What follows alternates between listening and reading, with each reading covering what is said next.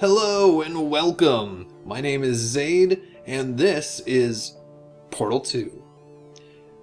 This is one of the first games I ever kind of really got into the map editor on, and that's the only real difference to me between Portal 1 and Portal 2. I know Portal 2 added a lot of mechanics, but Portal 1 was just, I feel, a more solid experience, because I guess it was more focused.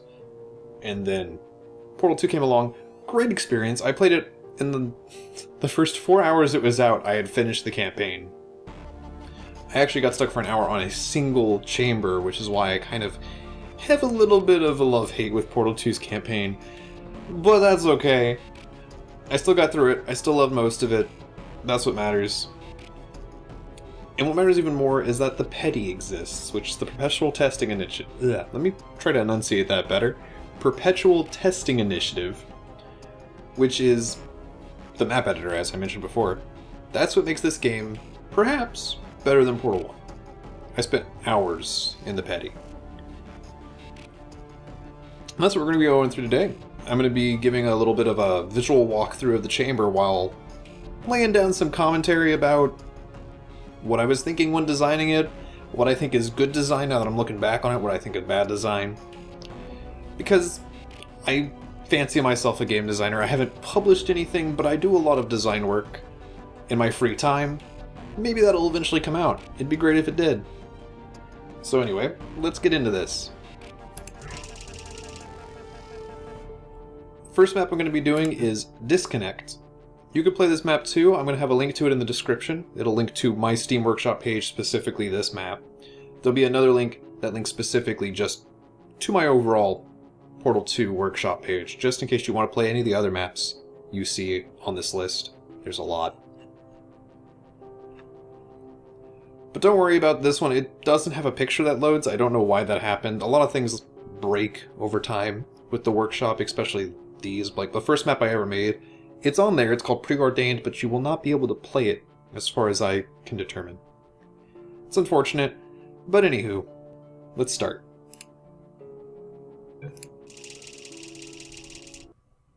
And here we are in Disconnect. This is the second map I ever made. I guess I should have prefaced all of this by saying that, but that's okay. So this is the second map I ever made, after Preordained, which was the first. And something I want to point out in this little hallway that I never noticed before, it actually has the name that you decided to name your level up here. I mean, that's really cool. I don't know how, with all of my time in this game, I missed that. So, we're going to start off the commentary with a bit on bad design, which is pointless empty rooms with no point. Now, you could argue there's a point. There's a momentum puzzle in here later, but it's such a weak point to argue that, in my opinion, it's not really a point you can argue.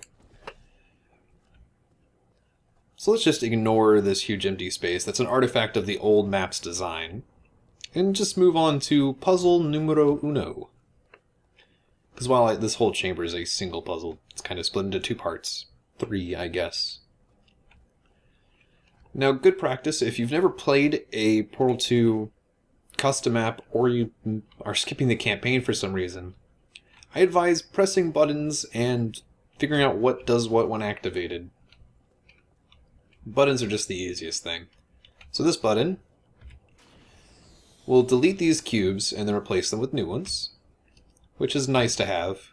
That way, if you ever want to design a map of your own, it's always a good idea to have this, because players will find a way to destroy your cubes. Or get them stuck. So, then we have button number 2, which raises this platform,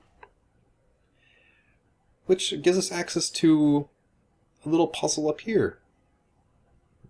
This is why the whole map is called Disconnect. I like to stick with the concept, and this is the concept I came up with when I was messing around with the PeTI.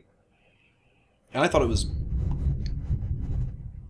kind of ingenious, as well as this is actually pretty good design. This platform, when it moves up, it's going to naturally bring people's sight line up, which I probably wasn't thinking about when I made this, but in hindsight, I did a good job. So let's just quickly solve this. You just gotta know where the center of this platform is, and then aim. I tend to use the center, like the split in the cube, to aim. I might have messed that up by going down like I did. There we go. Well, let's test it out. Nope, I did that quite well. Now one thing you're going to notice here is a bit of questionable design. Probably bad design. I'll concede. This has a symbol, so we know it activates something. But the thing it activates doesn't share its symbol. This is because there's something going on behind the scenes with this laser actually turning on a laser that's in a tiny chamber all by itself that then goes into another laser receiver. That laser receiver, well, that laser is turned on with the X, and then the laser receiver turns on square. I did that because antlines are kind of annoying to make them look good. Oh wow, that's such terrible vocabulary. But to make them look decent, it's just not easy. Like, even these aren't really all that great, in my opinion, but they accomplish what they need to do. And I'm glad these are just straight lines. So we could test these buttons again, but I assure you they do the same thing that the previous chamber did. Now, not every person's going to be sensible in game design. Some people are purposely trying to just destroy game design. I know a person who just was trying to kill the player as much as possible. It gets pretty annoying when you design a level that way, but feel free if that's what you want to do. But I believe in teaching the player a concept, and then bringing that concept as far as it can go.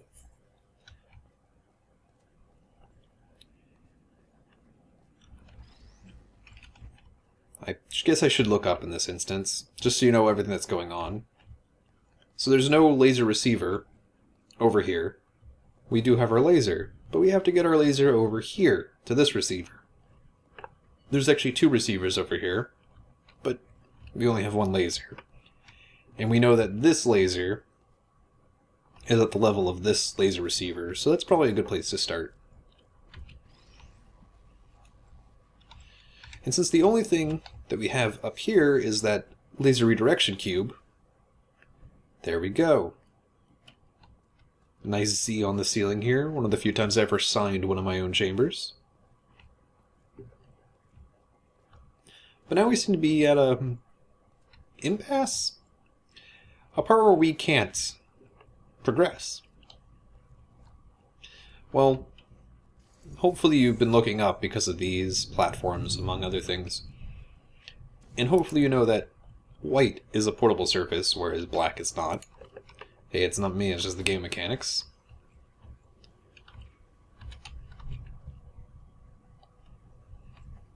So yeah, you actually need to come up here and move this laser redirection cube manually. Which is kind of subverting the whole message of the chamber, which was a disconnect between player and puzzle, where you actually have to go and... But anyway, let's not get into semantics. So what that did was remove this fizzler, or emancipation grid? I don't know what... Emancipation field, I think what they're called. Which would destroy cubes, and you can't portal through it, and if you walk through it and you have portals up, they'll cease to exist. So you need that down before you can get back down here. Which you need to do, because you're going to need to reuse an earlier puzzle element. One tip to good puzzle design is the reuse of old puzzle elements.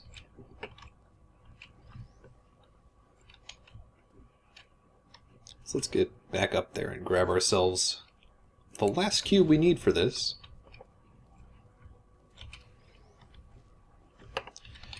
And here's where I didn't teach you at all how to do this last puzzle. But at the time, I just thought the solution was so brilliant that it just had to be the solution. I don't think I use this particular solution almost I don't think I'd use it actually in any other chamber. We'll find out if that's true or not. Actually, there is one other chamber where I know for a fact that cube stacking is a thing. But for the most part, it's not a thing.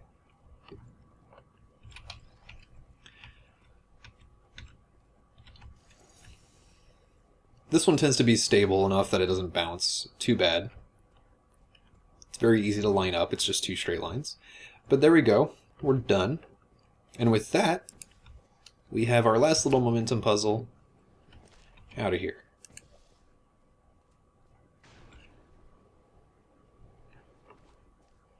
So this has been Disconnect. I will see you on the next chamber, which will probably Do Not Delay if you want to play that one ahead of time. And, well, this is Zaid, signing out. See you later.